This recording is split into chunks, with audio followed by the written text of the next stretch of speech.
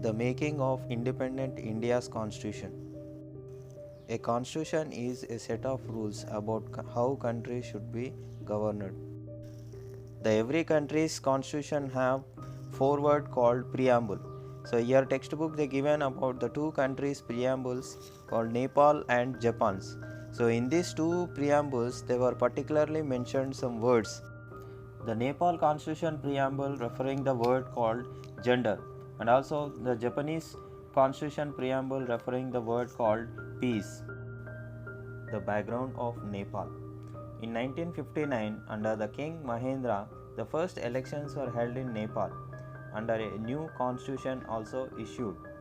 However, within a year, the elected government was overturned and substantial power reverted back to the king. But after a few years, in 1991, again the elections were conducted. In this election, the Congress Party of Nepal came to power, but the Communist Party had not satisfied the system of this government. They wanted to a complete overhaul of the political system and abolition of monarchy. And also, the constitution of any country provides a certain basic structure and principles according to which its state would function and future of the nation would be decided. A constitution has a double purpose. The first one outlining the role and rights of citizens as well as defining the structure and powers of the government and its organs like executive, legislature, judiciary. And the second one indicating the nature of future society which has to be built by the joint efforts of the state and the society. Finally, in the Nepal, the process of making of constitution began in 2007, but it's still not completed in 2014, and they have adopted incomplete constitution only. Now they are implementing also. Let us see how this has happened in India. After the long struggle of Indian people of freedom, the British colonial rule, we got independence. So the requirement of set of rules and regulations are there. So finally in 1946 a Constituent Assembly was formed. The Constituent Assembly members are elected indirectly by the members of provincial assemblies, and Cabinet Mission in 1946 they allotted seats to the each province and princely states. For this Constituent Assembly, the 292 members were elected from the provinces, and all the princely states together they were elected 93 members. Among these council members, there are 26 members from the scheduled caste and 9 members were women. In this Constituent Assembly, the Indian National Congress was the single largest party with 69% of the seats, and followed by Muslim League, which had most of the seats reserved for the Muslims. In the beginning, it had members for all the parts of British India, and after 14th August 1947, as the country was partitioned between India and Pakistan, the members from Pakistan formed a separate Constituent Assembly for Pakistan. And some intellectuals were criticized this Constituent Assembly because it was not elected through the universal adult franchise. Only about 10% of population could vote in the provincial elections. So the many people were criticized this Constituent Assembly. The Jawaharlal Nehru made a significant statement in the assembly on 13th December 1946. We made a tryst with destiny, and now the time comes. A draft committee was set up under the chairmanship of Dr. B.R. Ambedkar, and its task was to prepare the final draft taking in account of all viewpoints, and the final draft was presented before the CA for discussion and approval. The constitution was finally adopted by the CA on 26th November 1949, and it came into force on 26th January 1950. Dr. B.R. Ambedkar introduced the draft constitution before the Constituent Assembly on 4th November 1948. To help the drafting committee, there are some committees were appointed. They are the Union Powers Committee, the Union Constitution Committee, the Provincial Constitution Committee, and the Advisory Committee on Fundamental Rights, Minorities, and Tribal Areas. And also our constitution, draft constitution, is a formidable document. It contains 395 articles and 8 schedules when it was introduced. And present, the longest constitution in the world is Indian Constitution. It contains that 448 articles and 25 parts, 12 schedules. To draft that constitution, they have taken 2 years, 11 months, 18 days time. Our constitution draws from the experiences of other nations with regard to political organization, and also the freedom struggle what the experiences of the leaders they have shown in the draft constitution. According to the constitution, our government is parliamentary form of government, and head of the nation is the president. How the system of America is there, it's the same, it's similar to the American system, but we will follow that constitutional monarchy which was adopted by the Britain. According to the draft constitution, our president occupies the same position as a king under the English constitution. The same, he is the head of the nation, but he is not head of the executive. He represents the nation but does not rule the nation.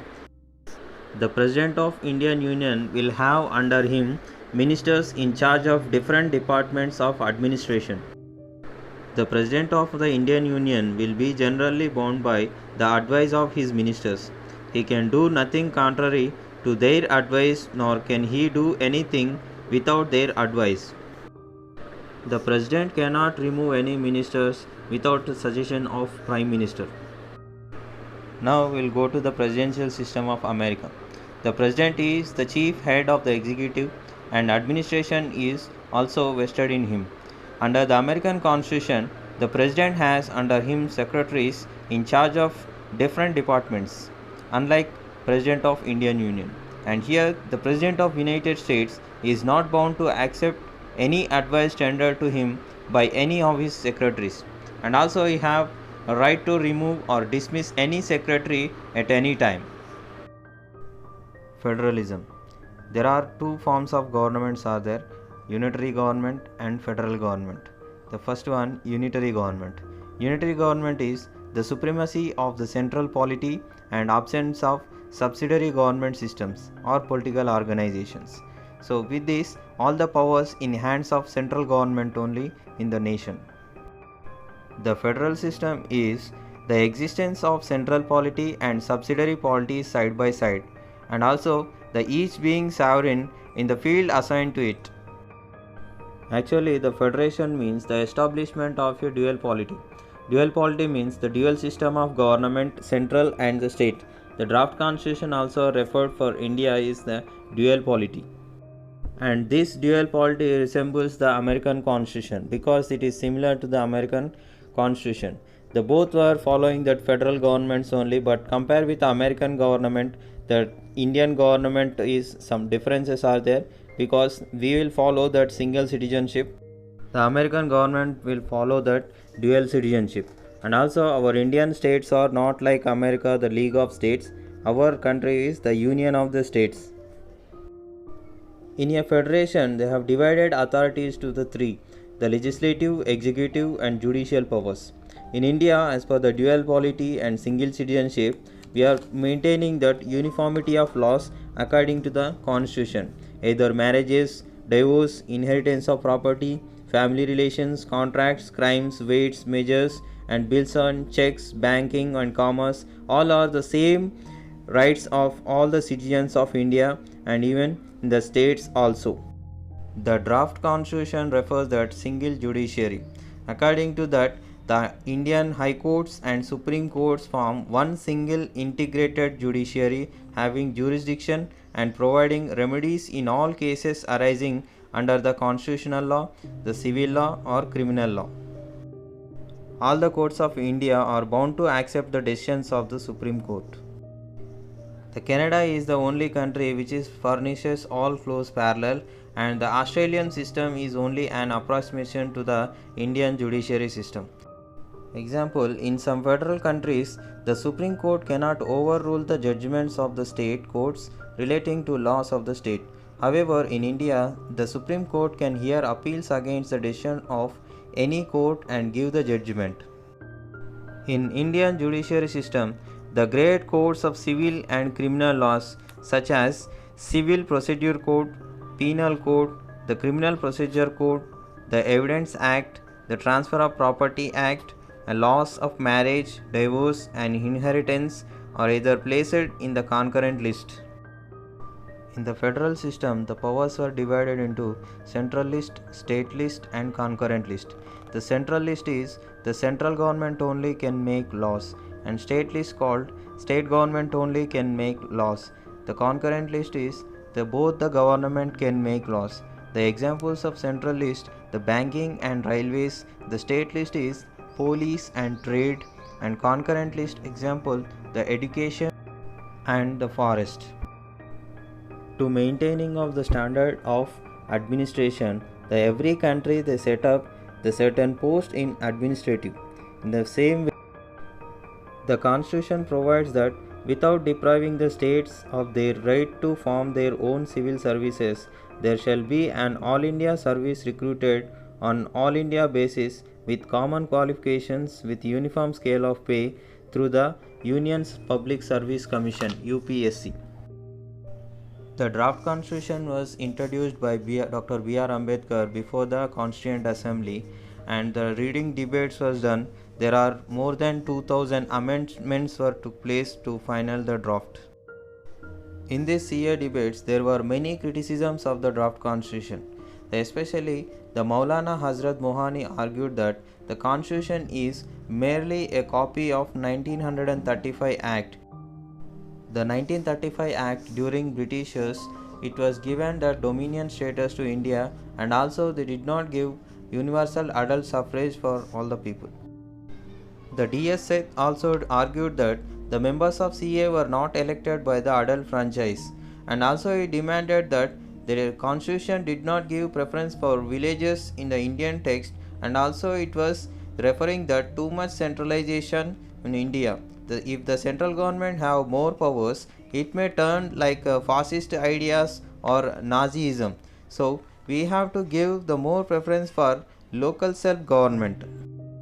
In the Constituent Assembly, on the debate of untouchability, the Prathama Ranjan Thakur, he raised the point which relate to the clause 6 regarding untouchability. How can abolish untouchability without abolishing the caste system? And also untouchability is the nothing but a symptom of the disease, namely the caste system. In the same topic, another S.C. Banerjee said that the word untouchability requires clarification.